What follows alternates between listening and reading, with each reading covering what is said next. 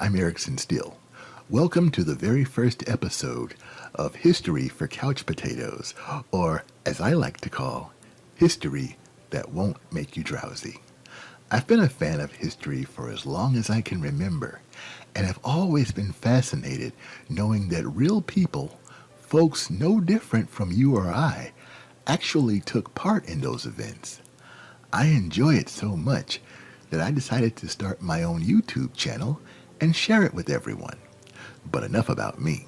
Today, we're strapping into our time machine and learning just how far one man was willing to go to fight boredom. In 1950, Francis Johnson awakened in his home in the Midwestern United States.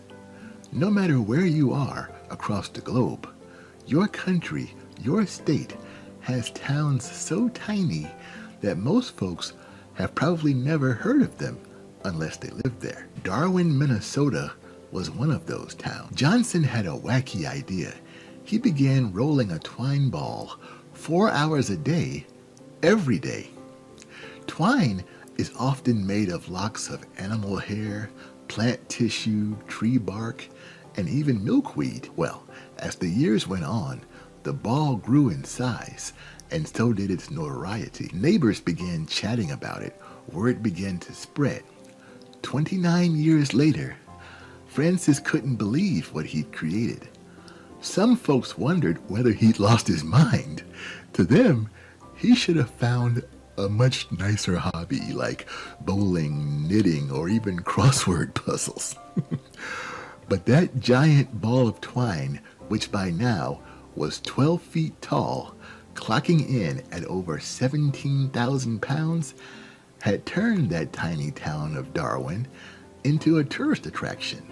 And some folks were thrilled, while others, well, not so much. Having a ton of new faces roaming in and out of town would be financially beneficial to the folks of Darwin. The diners, the motels, and even the gas stations would be brimming with weary travelers.